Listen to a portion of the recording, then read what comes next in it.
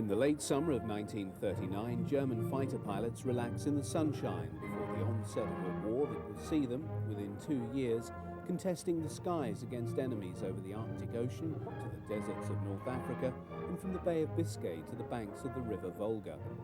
Within 5 years, the Reich will have shrunk to the borders of the homeland, and the fighter arm of the Luftwaffe will have been driven to extinction in the very skies above Germany itself.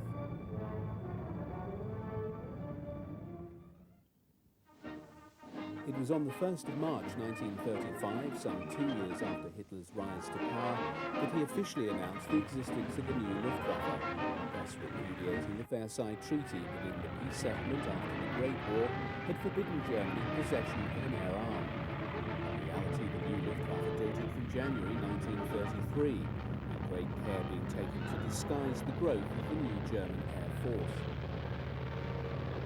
The first mount of the new Luftwaffe fighter arm was the Heinkel HE-51. The initial production model entered service in 1935 and equipped the Richthofen and Horst Wessel Jagdgeschwaden. The improved HE-51B appeared in 1936 and is seen here in this film dating from the same year. Although the type figured prominently in early propaganda films, its service life was short. The existence of the Arado 68 sealed the fate of the Heinkel fighter when, in 1936, Ernst Udet, the newly installed inspector of fighters and dive bombers, tested both aircraft and adjudged the Arado to be the superior type. Destined to be the last biplane fighter to serve with the Luftwaffe, the Arado 68 is seen here along with the HE-51, engaging in mock attacks on a Dornier Do-23, one of the early types serving in the bomber squadrons. This particular AR-68F variant employed a BMW engine which conferred only a marginally improved performance over the HE-51. It was rapidly superseded on the production lines by the Umo-powered AR-68F variant, which equipped most of the Jagdgruppen until the advent of the BF-109 in 1938. It is a later Umo-powered Arado AR-68E which is seen here, shooting up balloons set out by Luftwaffe ground crew for strafing practice. A distinctive feature of Luftwaffe fighters until about 1938 was their overall light grey colour scheme.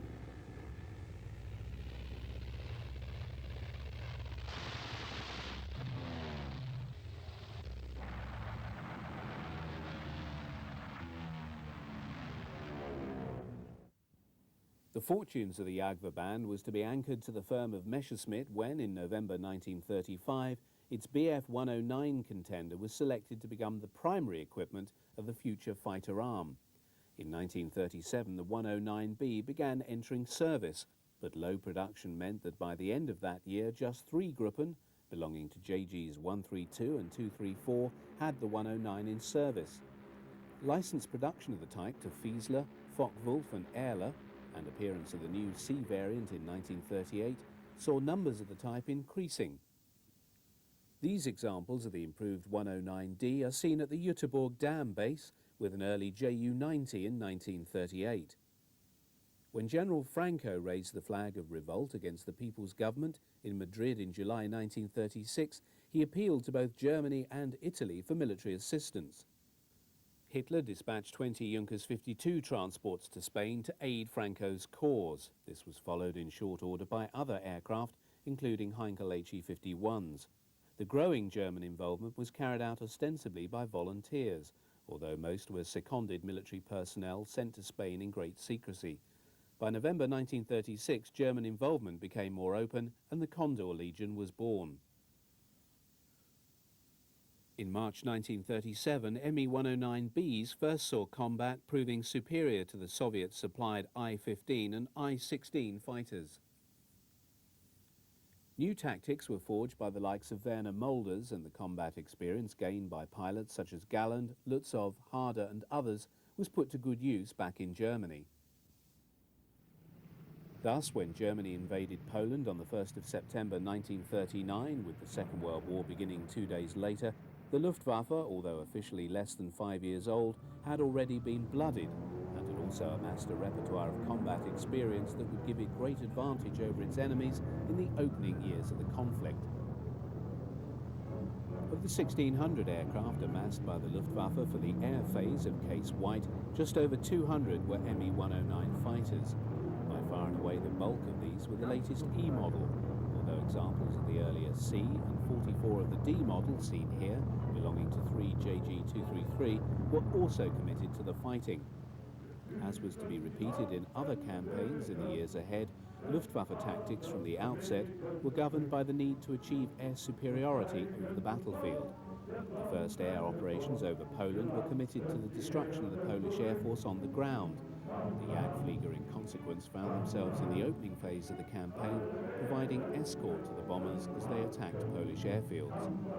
Although the Polish Air Force was woefully outnumbered, it put up a heroic defence. However, after the first few days, air opposition disappeared and the Me-109s engaged in free hunts, searching out the skies and shooting down any surviving Polish aircraft. Most footage of 109s in action over Poland, and indeed from virtually every theatre in which the type operated up to 1943, when the air battles over Germany began in earnest, were taken from other aircraft such as the Me-110 or Heinkel 111. The small size of the 109 cockpit prevented the pilot employing a cine camera to take footage, and this explains the small quantity of film shot of the Jagdflieger in action when compared to that of the Stukas and the bomber types. It was also the case that from a propaganda point of view, and this was the primary purpose for which the newsreels were made, images of Stukas and bombers provided far greater impact among the audiences who viewed them.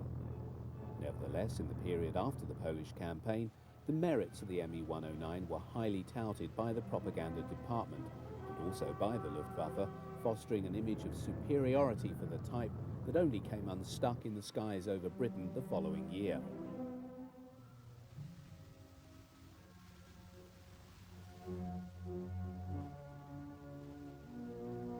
As the ground forces advanced, propaganda company cameramen attached to army formations filmed the handiwork of the Luftwaffe. On the former airfields of the Polish Air Force, hundreds of wrecks of destroyed and burnt-out fighters and bombers lay scattered amid the detritus of bombed hangars, an image that was to be captured over and over again in France, Yugoslavia, Greece and Russia, as the preemptive strike designed to destroy the enemy air force on the ground became the tactic and signature of Luftwaffe operations at the onset of a new campaign. Control of the air was the prerequisite for the success of the Blitzkrieg strategy that was to give the Wehrmacht its great victories in the opening years of the Second World War.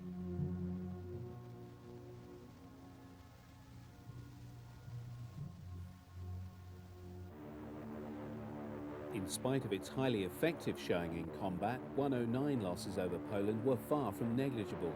In all, some 67 out of the 200 committed were brought down, with the majority being lost to Polish ground fire.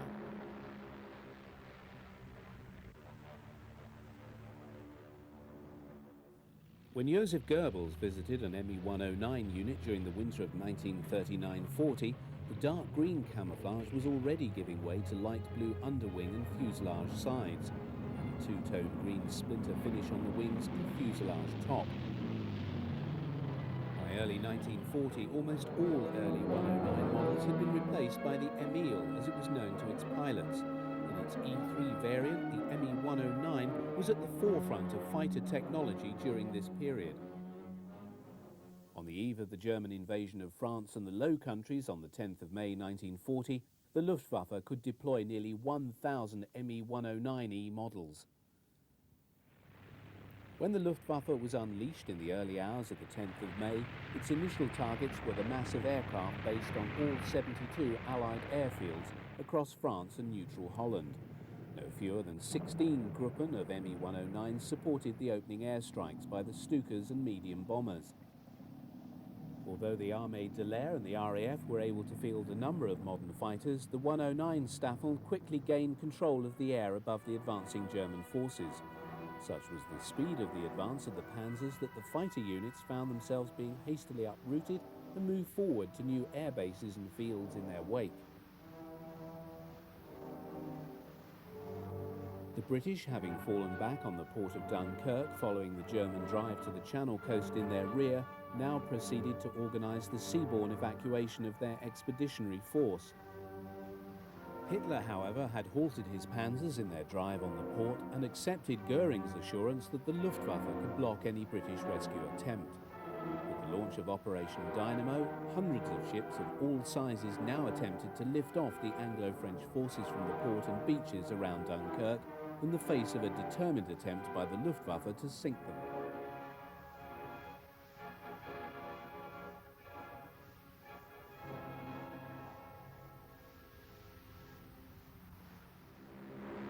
The subsequent commitment of the Jagdgruppen in support of the raids by Heinkels, Dorniers and Stukas now brought about the fiercest air fighting of the French campaign.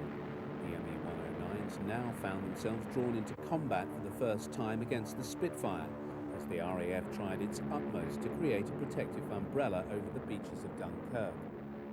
However, the rate of the German advance was beginning to tell on the fighter units. Serviceability among the 109s was becoming problematic. Fuel shortages were occurring. However, it is also clear that in their encounters with the Spitfire, the Jagdflieger had the clear impression that they had, for the first time, come up against an aircraft as effective as their own 109, piloted by men just as professional as themselves. Though RAF losses were considerable, the fighting was hardly one-sided, as they, in turn, claimed at least 200 Luftwaffe aircraft shot down through to the 5th of July. With the French surrender on the 22nd of June and the subsequent victory parade in Berlin, Hitler was at the pinnacle of his power. Even as he acknowledged the acclaim of his grateful people, he knew that the British government had rebuffed all overtures for a peaceful settlement with Germany and had determined to fight on. However, his ambivalent feelings towards Britain left him uncertain as to what to do. But by the 16th of July, he had made up his mind. In the preamble to his Directive No. 16, Hitler explained his decision by stating, "As England, despite her hopeless military situation, still shows no sign of willingness to come to terms, I have decided to prepare, and if necessary carry out, a landing operation against her." Given the code name Sea Lion, all, however, turned on the proviso that air superiority can be obtained. Herein lay the rub, for without the reduction of the RAF in the skies over England, and a guarantee that the invasion forces would not be attacked from the air, the enterprise could not be entertained. Goering, however, was confident the Luftwaffe was up to the task. The formal beginning of the campaign against Britain finally began on the 13th of August 1940. Known as Adler Tag or Eagle Day, the Luftwaffe dispatched no fewer than 485 bomber and 1,000 fighter sorties across the south of England. Although much of the attrition among the single-engine fighter formations had been made up, the number of BF-109s available stood at some 760 machines, somewhat less than on the 10th of May. The 1st and 2nd Staffel of Jagdgeschwader 3 Richthofen was based at Beaumont-le-Roger, and the 3rd Staffel at Le Havre. As with most other 109 units in the early phase of the battle, they mainly operated free hunt sorties over the south of England that were designed to locate and destroy the opposing RAF fighters.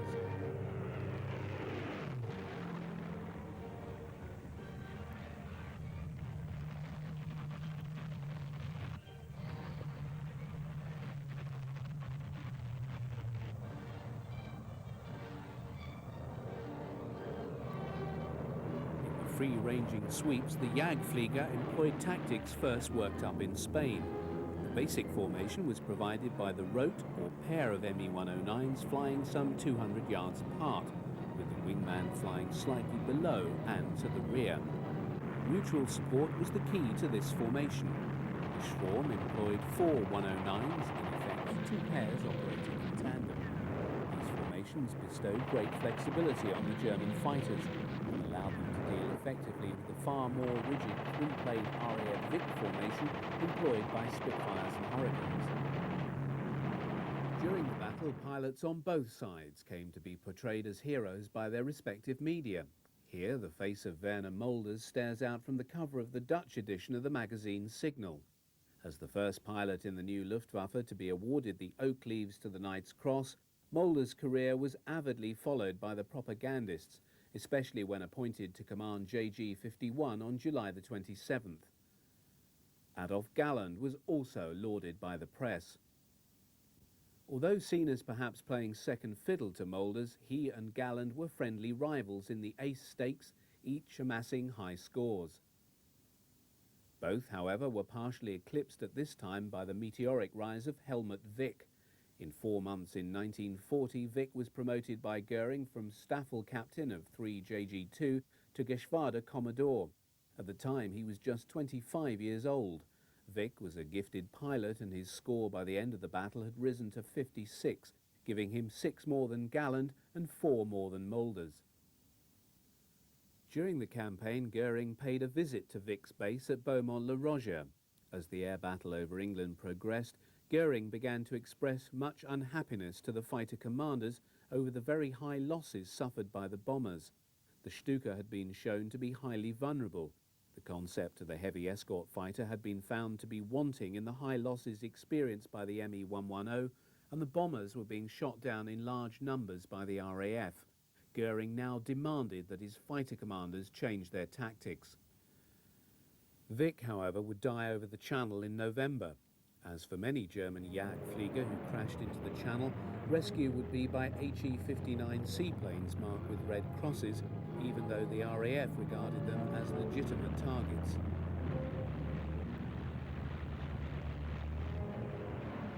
Goering's insistence that the bombers be given greater protection from RAF fighters required that they give up their free hunting tactics and tie themselves more closely to the slower moving bombers. In the case of the Dornier 17 and Heinkel 111, the 109s had to throttle right back to maintain station with these much slower moving aircraft. If escort duty had to be carried out, the Jagdflieger preferred to cover for the faster Junkers Ju-88s, as seen in this footage. With the switch from attacking RAF airfields to bombing London, the ability of the Me-109s to give the protection to the bombers that Goering demanded was simply not possible by virtue of the short range of the Messerschmitt fighter. Lacking drop tanks that could have extended their range, the short-legged 109 carried only enough internal fuel for a radius of just 125 miles from their base. The escort task required that they accompany the bombers from the French coast to the target and then back to the Channel. As the fighters needed to retain at least a small amount of fuel for combat over the target, this severely constrained the nature of the route flown by the bombers. In effect, this meant flying a straight line to the target, thus helping the RAF marshal its fighters more effectively to combat the incoming raid. By September, the Jagdflieger had lost the freedom of action to attack the RAF fighters in the way that they thought best.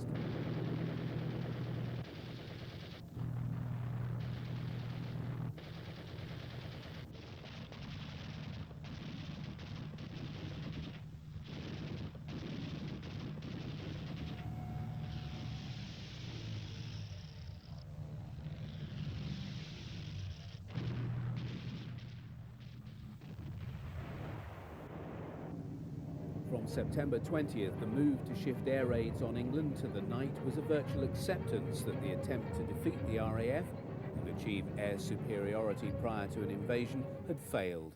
In the 4 months of the Battle of Britain, the Luftwaffe had lost a total of 610 Me-109s and very many experienced pilots, whose loss was even more significant. But as a fighter, the Me BF-109 had not been found wanting, nor had the pilots that flew them. Goering felt he'd been betrayed by his Luftwaffe, and the Jagdflieger were his scapegoat. On June the 22nd, 1941, 3 million German troops crossed the Soviet frontier in the greatest land invasion in history. The cutting edge of Operation Barbarossa lay in the Panzer formations, whose task was to encircle and destroy the bulk of the Red Army before it had time to withdraw from the western frontiers into the depths of the Soviet hinterland. So optimistic was Hitler that the tried and tested blitzkrieg technique would yield success against the Red Army that he anticipated the Eastern Campaign being brought to a successful conclusion in just a few months. Crucial to the success of the opening battles at the frontiers was the assumption that even before the end of the first day of the campaign, the Luftwaffe would have established air superiority. The priority priority task of the four Luftwaffe committed to the operation was the destruction of the bulk of the Soviet Air Force on the ground in the opening hours of the war. To ensure this happened at the same time as the German forces were crossing the frontier, the Luftwaffe arrived over the Soviet airfields at exactly 03:30 hours. All combat types, from the 775 level bombers, 310 Stukas, 830 single-engined Me-109s committed to the war in the East, all found themselves dropping vast numbers of small fragmentation bombs on lines of Soviet aircraft lined up on airfields all over European Russia and the Baltic states.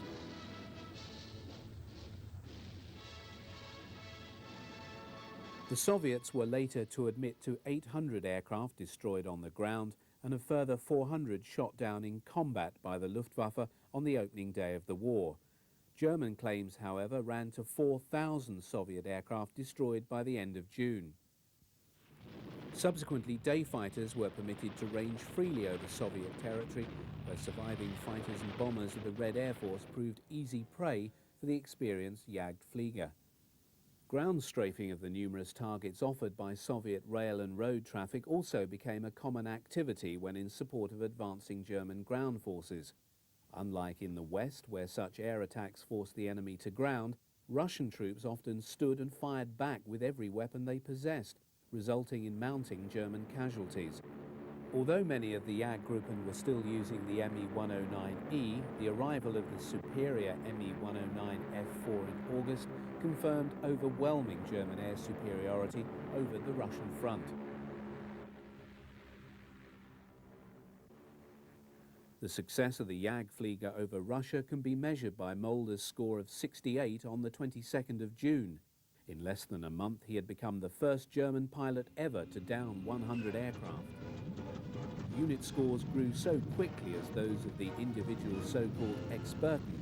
On the 30th of June, the collective tally of the pilots of JG-51 made them the first German fighter unit in the Luftwaffe to have shot down 1,000 enemy aircraft.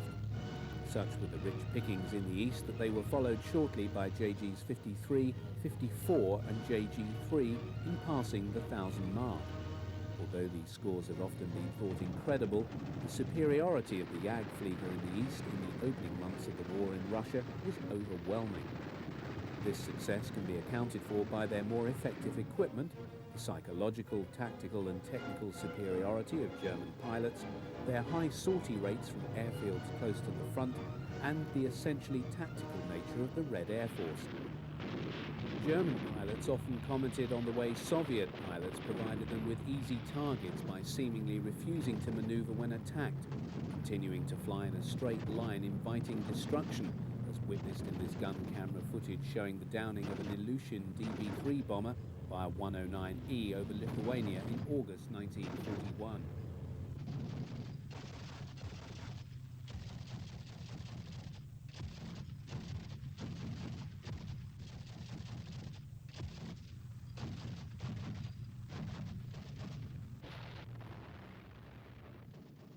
In the autumn, Goering met high-ranking Luftwaffe staff and chosen fighter commanders in East Prussia.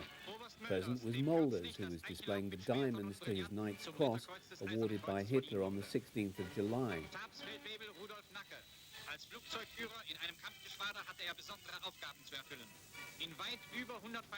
Witnessed by Udet, Goering presents the Knight's Cross to Airman Rudolf Knacker. Among other fighter commanders present is Walter Uzal of JG-2.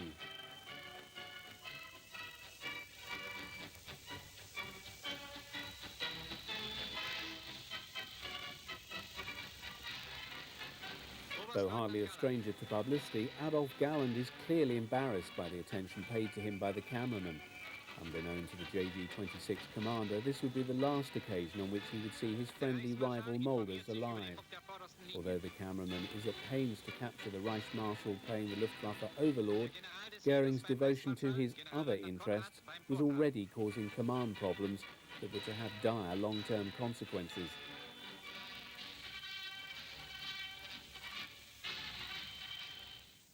Following his 115th victory, Goering had promoted Mulders to full colonel and appointed him Luftwaffe's Inspector der Jagdflieger. an admin post involving travel to all points where the Agva band was operating, Mulders gave up command of his beloved JG-51. Highly regarded by Goering and his fellow airmen, Mulders was an intelligent, perceptive leader of men whose contribution to the development of fighter tactics in the Luftwaffe played a significant role in its success in the opening years of the conflict. Care for his men had been earlier rewarded with the nickname Vati or Daddy. For the short time he was in post, he was spared the infighting of the Nazi leadership and was thus spared the disillusionment that became the lot of Adolf Galland, his successor.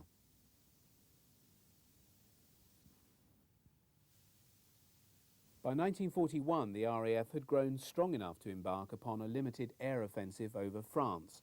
Two types of ops were flown, both involving attacks on shipping, docks, railway sidings and military bases along the French coastal region to tempt the Luftwaffe into the air. This would then provide the opportunity of defeating German fighter units in combat. The first of these operations was christened Rhubarb, an air sweep over northern France flown by a squadron of fighters. The second and larger of these was named the Circus and involved both bombers and fighters. The core of the operation was provided by a detachment of Bristol Blenheim 4 medium bombers numbering from 25 up to 80.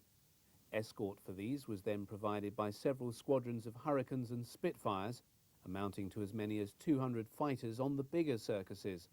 These had the task of hunting down and destroying the German fighter units as they rose to attack the bait offered by the bombers of the incoming raid. Although still the mainstay of the medium bomber squadrons, the Blenheim was a dated design, and though due for replacement in the near future, still equipped some 11 light bomber squadrons and bore the brunt of Circus operations until early 1942. Even when escorted by fighters, its slow speed and poor armament resulted in high losses to German fighters and flak.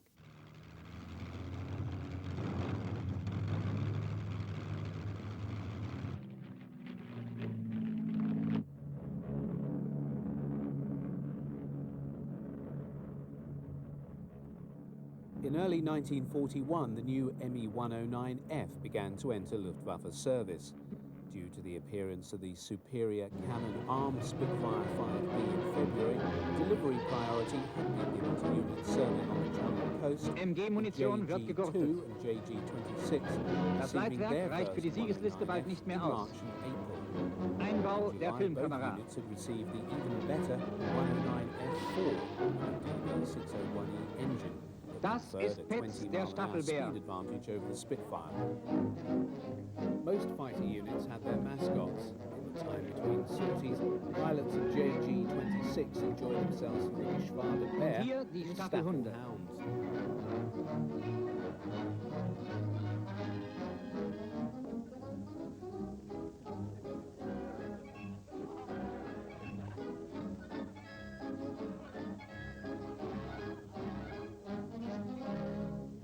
As JG-2 spread around a number of airfields in the Pas de Calais, and the three Gruppen of JG-26 distributed from Clermont through to the Belgian border near Abbeville, warning time of an incoming enemy raid was very short.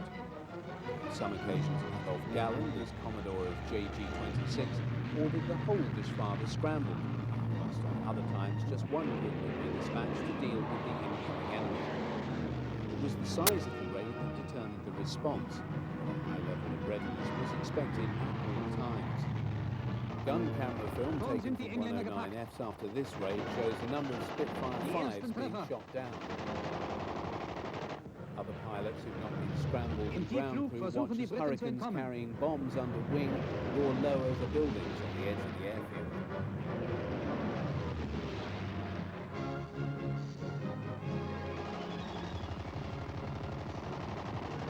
The armament of the 109F was less than that employed on the earlier Emil, confined to two MG-17s mounted on the nose cowl with a 20mm MG-151 cannon firing through the propeller boss. As all weapons were mounted along the aircraft's centre line, it made the 109 highly effective in air-to-air combat.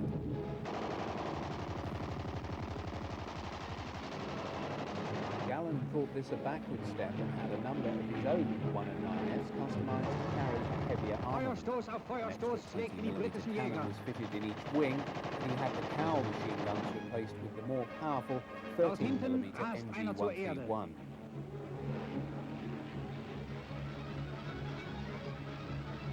Sekunden später wurde auch dieser vernichtend getroffen.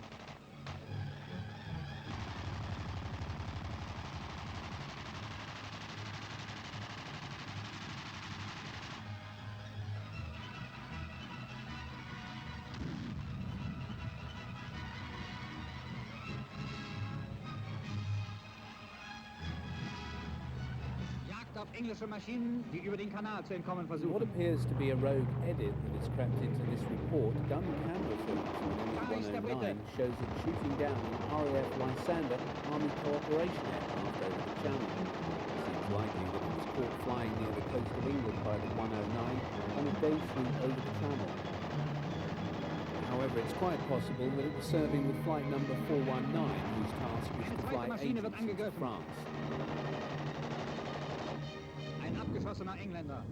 British losses in 1941 on circus ops amounted to 849 fighters. These are matched against Jagdflieger claims for 950. Rückkehr von siegreichem Luftkampf. These ops cost the RAF a further 900 losses.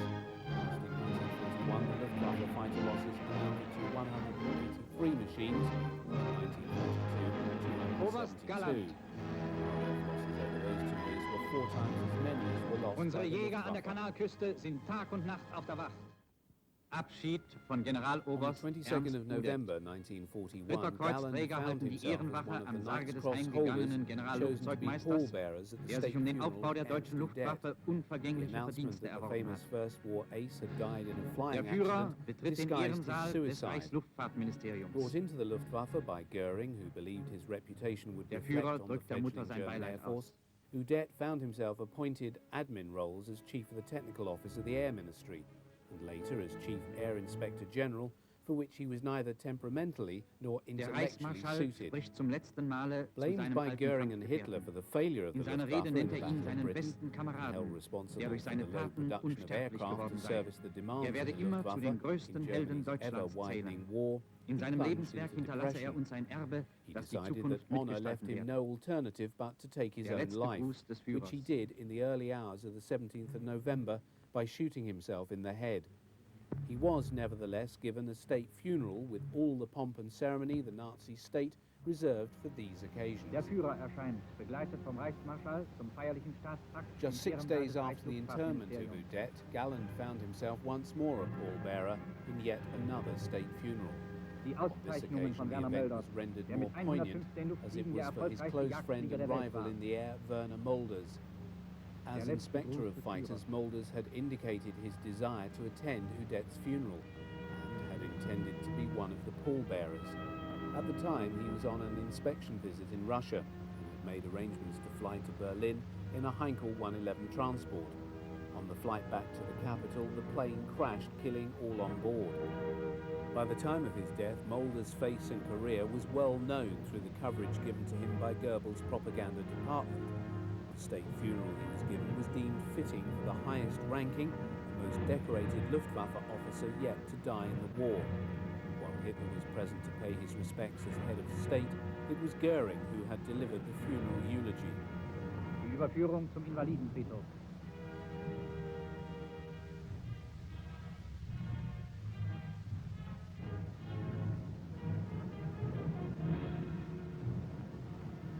Among those in the funeral cortege were high-ranking Luftwaffe officers such as Field Marshal Milch and the commanders of the various Luftwaffe air fleets, including Kesselring, Stumpf, Lorzer and others.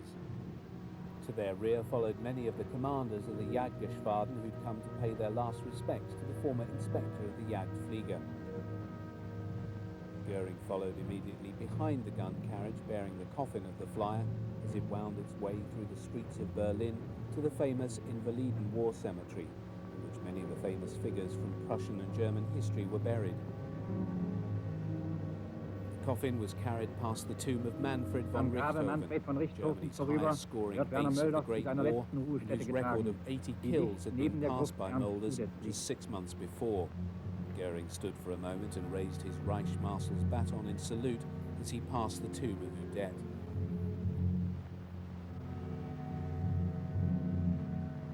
As Mulder's coffin was lowered into the ground, Galland, fleetingly seen here, was standing with the honour guard at the side of the grave with his sword drawn. He noticed that Goering was indicating for him to step forward.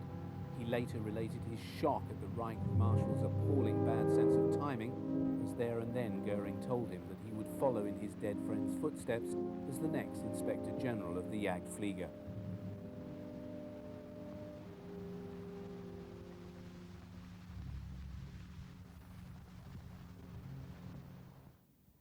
Barely a fortnight later, Operation Typhoon, the offensive launched to capture Moscow before the onset of winter, failed on the very outskirts of the city.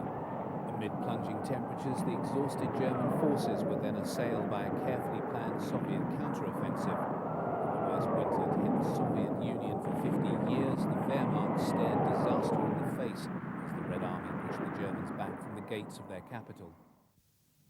Unlike the army, the Luftwaffe had had the foresight to lay in supplies in the event of a winter campaign. But for those conducting air operations in temperatures as low as 40 below and amid driving blizzards, they were faced with challenges never experienced before. JG-54 Grunherz was based on the airfields of Siverskaya and Gatshima and flew operations over Leningrad employing BF-109Fs. One of the premier pilots of the Geschwader was Hans Philipp, who served with the first Gruppe. Mobile heaters were necessary to pipe warm air onto the engines of the 109s to ensure that they didn't seize up in the bitter cold.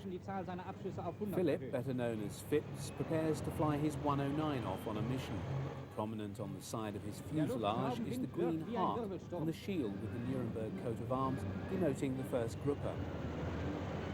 It became common practice among 109 units serving in the east to remove the undercarriage covers in the autumn and winter to prevent build-up by mud and snow.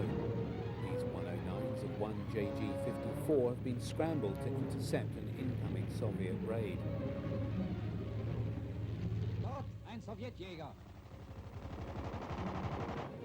As the combat is viewed from the ground, Philipp's gun camera captures his destruction of a Yak-1 fighter, an example of the new generation of Soviet types appearing in increasing numbers over the Eastern Front. The portent of a vast number of more effective aircraft soon to make their appearance in the ranks of the Soviet Air Force. Whether shot down by Soviet fighters or by the hail of ground fire thrown up by Russian troops whenever German planes flew overhead, Luftwaffe pilots would be desperate to bring their aircraft down behind their own lines. In a war in which little quarter was given, falling into Russian hands was a prospect few Jagdflieger were prepared to contemplate. Indeed, some German pilots are known to have chosen suicide rather than be captured. However, once they had crash-landed behind their own lines, every effort was made to recover the damaged fighter, as is seen here. Luftwaffe ground crew have secured the assistance of an Army 8-ton half-track to recover this downed 109F belonging to JG-54. Against a backdrop of very high Luftwaffe losses since the onset of the Russian campaign, every attempt was made to recover downed fighters, repair them, and put them back into service. In this case, the damage to this 109 does not appear to be excessive. Removal of the propeller boss has enabled a steel towing cable to be wrapped around the prop, and the aircraft is then dragged across the field back onto the road. From here it'll be returned to the airfield for rebuilding. Newsreel cameramen were often on hand to cover awards to servicemen at the Führer's headquarters in the Wolfschanz at Rastenburg in East Prussia. On this occasion, 3 Luftwaffe fighter pilots are receiving their Knight's Crosses, the Ritterkreuz. Hauptmann Philipp, 94 Abschüsse. Hauptmann Ubben, 70 Abschüsse. Und Oberleutnant Ostermann, 81 Abschüsse, wurden beide mit dem Eichenlaub zum Ritterkreuz ausgezeichnet. One of these is Hauptmann Philipp, who's been awarded the Eichenlaub, the oak leaves, to his Knight's Cross for his victories in the air over Russia. Philipp would go on to become the second Luftwaffe pilot to score over 200 kills. His final tally would be 206, before dying in combat with US Thunderbolts in October 1943. After presentation, the three take coffee and cake with the visiting Reichsführer SS Heinrich Himmler. Gallen's first command role was to oversee the provision of air cover for the breakout from Brest of the warships Scharnhorst, Gneisenau and Prinz Eugen, passage through the English Channel to Germany. Operation Cerberus began late on the 11th of February 1942. The air phase involved fighter cover provided by JGs 1, 2 and 26 and an attachment of ME-110s. The audacity of the German plan was to triumph over the delayed though violent reaction of the RAF, who did their utmost to sink the vessels. German involvement in North Africa from March 1941 onwards was a consequence of accident rather than design. In the wake of the failure of the Italians' attempt to advance into Egypt during the second half of 1940 and the success of the British counter-offensive, which had conquered much of the Italian province of Libya by early 1941, Hitler offered limited German military assistance to Mussolini to prop up his position there. Both on the ground and in the air, Italian forces had performed poorly against the inadequately armed British forces. When Rommel was appointed to command the German Afrika Corps, the small expeditionary force built around the 5th Light Division, his brief was to support the Italian position in Libya in the face of the British advance towards Tripoli. However, the general had other ideas, and he intended to go over to the offensive as soon as his forces were strong enough to sustain such an operation. In the next 2 years, the image of Rommel alighting in the desert alongside his forces his personal Wiesler-Storch liaison aircraft was one which the German people would become familiar with in the weekly cinema newsreel.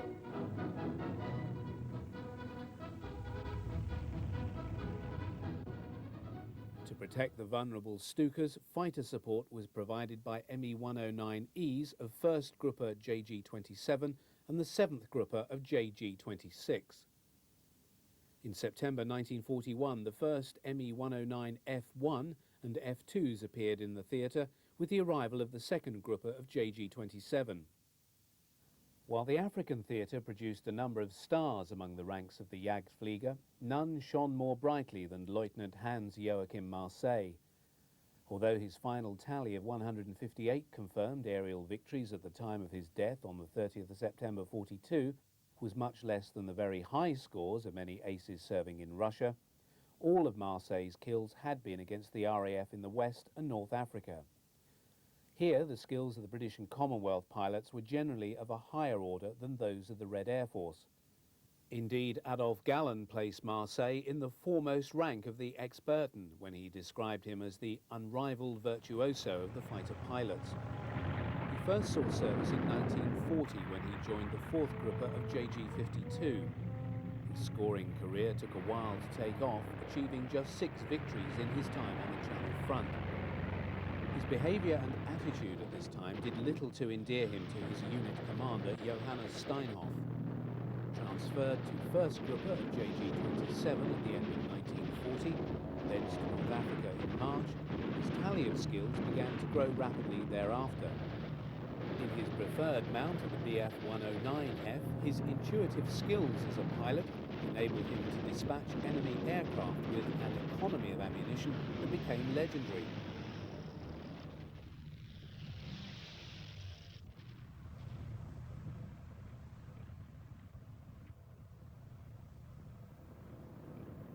The most remarkable day of his career over the desert came on the 1st of September 1942 when, in a fury of non-stop sorties, he shot down 17 confirmed enemy aircraft. By this time, he was a familiar feature in the newsreel reports from the theatre. In the event, his death was not due to enemy action, but to a fire in the engine of his new 109G.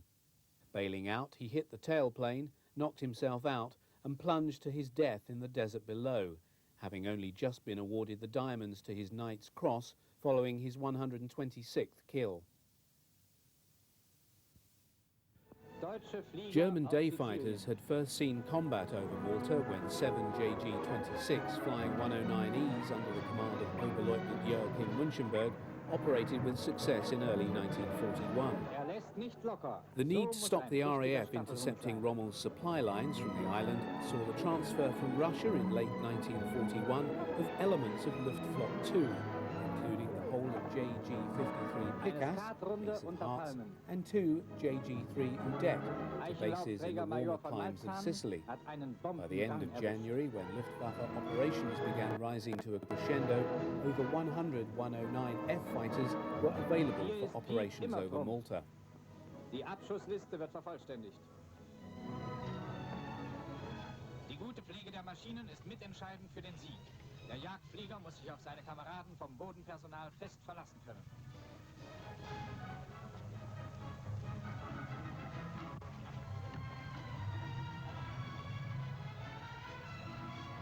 Blocky muss verschwinden. As Commander-in-Chief South, all Luftwaffe units in Sicily fell under the command of Field Marshal Albert Kesselring. Known to his troops as Smiling Albert because of his ready grin, he's seen here paying an inspection visit to one of the units of JG-53.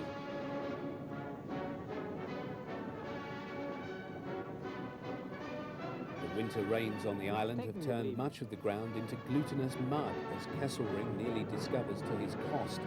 The rains also led to the landing fields being reduced into muddy tracks. The Field Marshal also takes the opportunity to take a closer look at an ME-109F. Throughout February 1942, the Luftwaffe launched daily bombing raids against Malta, directed at the naval facilities and defences, followed in March and April by the systematic targeting of airfields and the total destruction of the RAF fighter presence on the island. By the end of April, almost 6,000 bombing sorties had been flown by Ju-88s, HE-111s and Do-17s of the 2nd Flieger Corps. This sustained bombing was seen as the prelude to invasion of the island. In company with the bombers, the number of day fighter sorties also increased, with an average of 1,000 flown each week following March the 20th. Although 15 Spitfires have been flown into Malta during the same month and subsequently encountered in combat over the island by the ME-109s, the Jagdflieger still increased their score over the RAF fighters. By the end of March, the tempo of offensive operations had resulted in the day fighters finally securing air superiority over the island.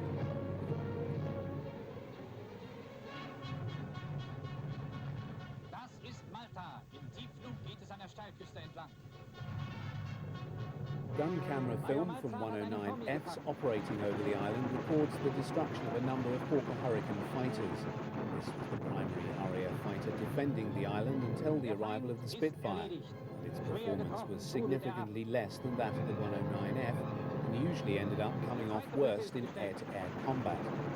In 1942, the Hurricane was increasingly being replaced by the Spitfire in the Desert Air Force's fighter role, being employed far more as a ground attack type and fighter bomber.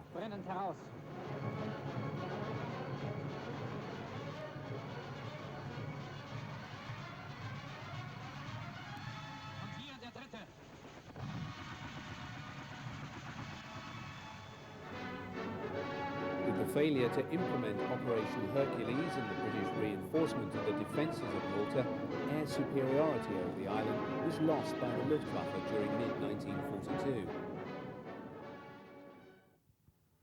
For the Luftwaffe and RAF, the most significant event in the ongoing air war over the Channel and northern France in the second half of 1941 and into 1942 was the entry into service of a formidable new fighter plane in the ranks of the Jagdverband. The FW-190 was first seen by German audiences in a sequence that begins with the pilots and ground crew of the Geschwader relaxing before the onset of battle.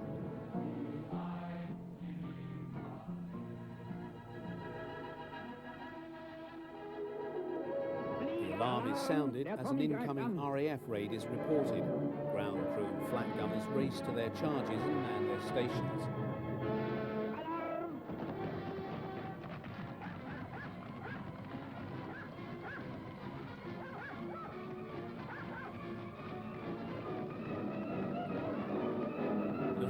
Airfield defences were based around numerous light 20mm flak guns, medium 37mm flak weapons seen here, and batteries of the heavier calibre 88mm guns.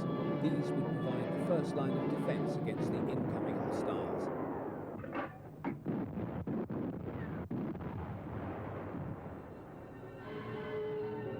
As the Tannoy sounds the battle alarm, all is abandoned as pilots and their supporting ground crews rush to the planes. The first of the short-nosed early series of FW-190s entered service with JG-26 in July 1941 and served alongside the former BF-109Fs of the Geschwader. Although having its origin in a 1937 specification for an ME-109 replacement, the success of the latter led to the FW-190 being regarded as a second iron for the Jagdverband band. Built around a BMW 801 radial engine, the FW-190 first flew in 1939, but continuing engine problems delayed service entry for nearly 2 years.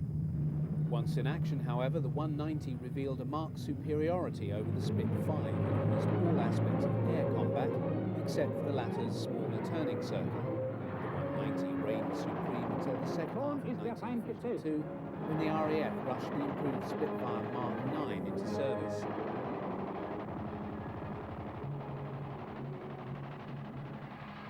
Der erste Treffer. Der Brite stürzt brennend ab.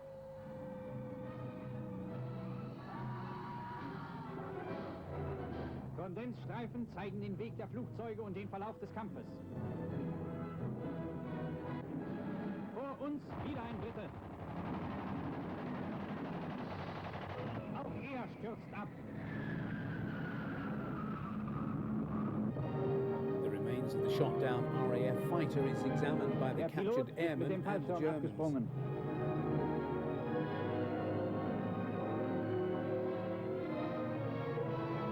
Returning ME-109s and FW-190s fly over the airfield, a number waggling their wings to indicate victories in the air battle. In the post-battle analysis, Joachim Müncheberg talks tactics with fellow flyers, while ground crew had further victory bars to the rudder of the Aces 190. Also seen is the irrepressible Pips Prillo, who is to become Commodore of JG-26 and remain its commander through to war's end. Prillo was an inspiring leader and a superb pilot, amassing a tally of 101 victories, all achieved in the West.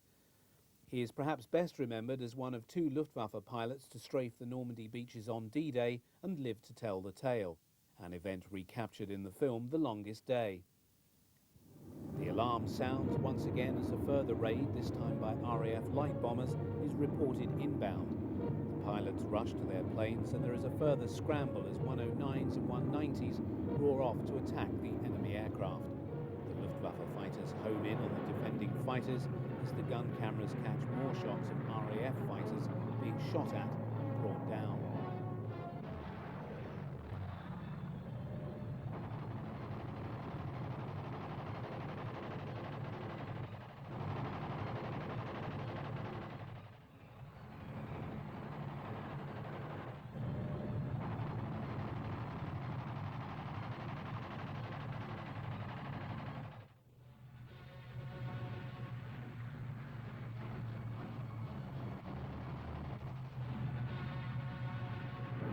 Although the gun camera images are somewhat indistinct, there is a possibility that the RAF type being shot down here is an early Hawker Typhoon.